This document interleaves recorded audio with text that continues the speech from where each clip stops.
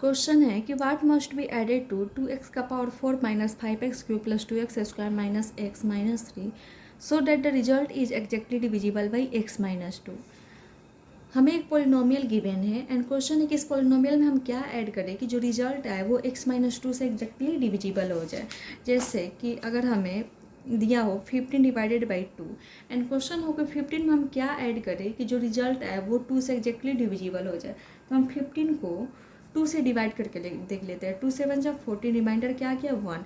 It means कि अगर हम 15 में 1 ऐड करें तो क्या हो जाए 2 से एग्जैक्टली डिविजिबल हो जाएगा। तो 15 प्लस 1 रिजल्ट क्या है 16। 16 क्या है 2 से एग्जैक्टली डिविजिबल है।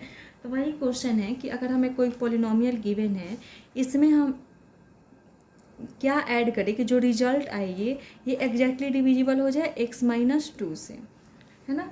तो यहाँ पे हम देख रहे जो हमारा gx है ना, उसकी डिग्री क्या है 1 है बिकॉज ये gx की डिग्री क्या है 1 है बिकॉज यहाँ पे लीनियर पॉलिनोमियल है एंड लीनियर पॉलिनोमियल की डिग्री 1 होता है। एंड हमने रिमाइंडर थ्योरम से जाना था, रिमाइंडर थ्योरम बोल सकते हैं या डिवीजन एल्गोरिथम से भी जाना था कि जो gx होता है सॉरी जो rx होता है उसकी डिग्री gx से हमेशा लेस होता है ना। या तो rx 0 हो सकता है मीन्स कि या तो रिमाइंडर 0 हो सकता है या उसकी डिग्री gx की डिग्री से कम होगी। तो यहाँ पे देख रहे हैं gx जो है उसकी डिग्री क्या है 1 है ना। एंड यहाँ पे फर्स्टली तो ये एग्जैक्टली डिविजिबल नहीं है, हमें कुछ ऐड करना पड़ेगा तभी ये क्या होगा x माइनस 2 से डिविजिबल होगा। इट मीन्स कि यहाँ पे रिमाइंडर 0 आ नहीं रहा है, जब हम ऐड करेंगे तब ये रिमाइंडर 0 आएगा। तो यहाँ पे जो आलेक्स होगा उसकी डिग्री क्या होगी तो 1 से कम डिग्री मीन्स कि 0 होगा। तो हम बोल सकते हैं कि हमें जो रिमाइंडर ऑब्टेंड होगा वो एक कांस्टेंट पॉलिनोमियल ऑब्टेंड होगा या कांस्टेंट टर्म ऑब्टेंड होगा, है ना। तो कांस्टेंट टर्म को हम किसी भी लेटर से डिनोट कर सकते हैं, लेट ए बी के एम।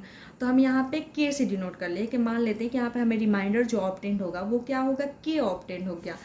तो यहाँ पे हम लिख सकते हैं कि when the given polynomial is divided by a linear polynomial then the remainder is constant. ये लिखना जरूरी हमने यहाँ पे छोड़ दिया है। आप लिख सकते हैं कि when the given polynomial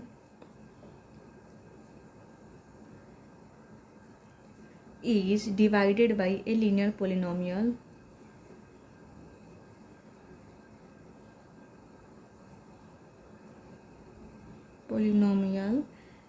then the remainder is constant, then the remainder is constant। So constant को हमने क्या डिनोट कर दिया के डिनोट कर दिया। Let the required number to be added be K. It means कि जब हम इस पॉलिनोमियल में के ऐड करेंगे तो जो रिजल्ट आएगा लेट पी एक्स रिजल्ट आया इस पॉलिनोमियल में, जब हमने के ऐड कर लिया तो जो रिजल्ट आया उसे हम पी एक्स से डिनोट कर लिए। तो यहाँ पे डिविडेंड क्या हो गया पी एक्स हो गया। तो जब हम पी एक्स को डिवाइड करेंगे जी एक्स से तो क्या आएगा हमें रिमाइंडर 0 आएगा बिकॉज अब पी एक्स क्या हो जाएगा जी एक्स से एग्जैक्टली डिविजिबल हो जाएगा बिकॉज हमने के ऐड कर लिया। तो अब के ऐड करने के बाद ये जो रिजल्ट जो पॉलिनोमियल है वो क्या हो जाएगा जी एक्स से एग्जैक्टली डिविजिबल हो जाएगा। तो इट मीन्स कि यहाँ पे रिमाइंडर क्या आ जाएगा 0 आ जाएगा जब हम पी एक्स को जी एक्स से डिवाइड कर लेंगे। एंड हमें के की वैल्यू फाइंड करना है बिकॉज हमें यही बताना है ना कि हमें क्या ऐड करना है।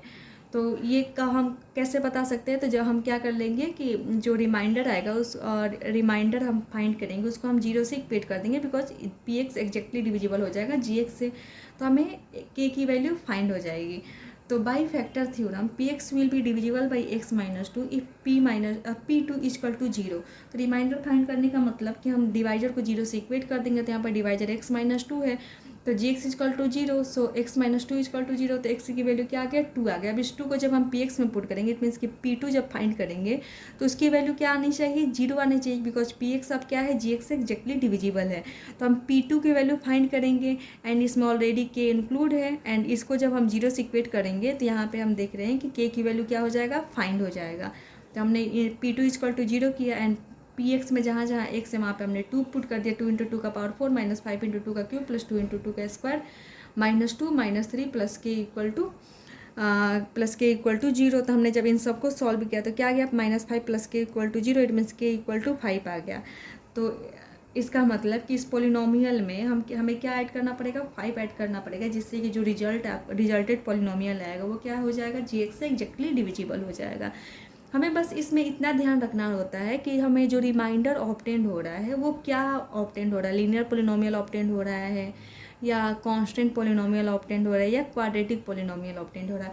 तो ये हम कैसे पता करेंगे, तो रिमाइंडर थ्योरम या डिवीजन एल्गोरिथम से हम जानते हैं कि जो हमें Rx ऑब्टेंड होगा, अगर एग्जैक्टली डिविजिबल है तो 0 ऑब्टेंड होगा, रिमाइंडर 0 मिलेगा। अगर एग्जैक्टली डिविजिबल नहीं है तो रिमाइंडर हमें क्या मिलेगा, तो जो भी मिलेगा उसकी डिग्री gx, इट मीन्स कि डिवाइजर की डिग्री से क्या होगी, हमेशा कम होगी। तो यहाँ पे हम देख रहे थे कि डिवाइजर की डिग्री 1 थी, इट मीन्स कि हमें कांस्टेंट पोलिनोमियल मिलेगा। तो अगर हमें डिवाइजर लीनियर पोलिनोमियल दिया है, इट मीन्स कि हम रिमाइंडर को किसी भी लेटर से डिनोट कर सकते हैं, KML, तो यहाँ पर हमने K से डिनोट कर दिया। लेकिन अगर यहाँ पे क्वाड्रेटिक पोलिनोमियल दिया रहता डिवाइजर, इट मीन्स कि हमें जो रिमाइंडर ऑब्टेंड होता वो या तो 2 से डिग्री कम मीन्स कि 1 या 0, इट मीन्स कि हमें लीनियर पोलिनोमियल ऑब्टेंड होता रिमाइंडर या कांस्टेंट पोलिनोमियल ऑब्टेंड होता। तो हम जो रिमाइंडर की जो मैक्सिमम डिग्री है उसको लेकर चलते हैं। तो अगर हमें जैसे कि क्वेश्चन नंबर 25 में गिवन है कि हमें डिवाइजर क्या है, क्वाड्रेटिक पोलिनोमियल गिवन है, इट मीन्स कि उसमें हमें जो रिमाइंडर ऑब्टेंड होगा वो एक लीनियर पोलिनोमियल होगा। तो बस यही ध्यान रखना रहता है। एंड इसमें हम के ऐड करने के बाद वही जो रिमाइंडर थ्योरम या फैक्टर थ्योरम बोले उसको अप्लाई करके के की वैल्यू फाइंड कर लेंगे, उसके बाद से क्वेश्चन सॉल्व हो जाएगा।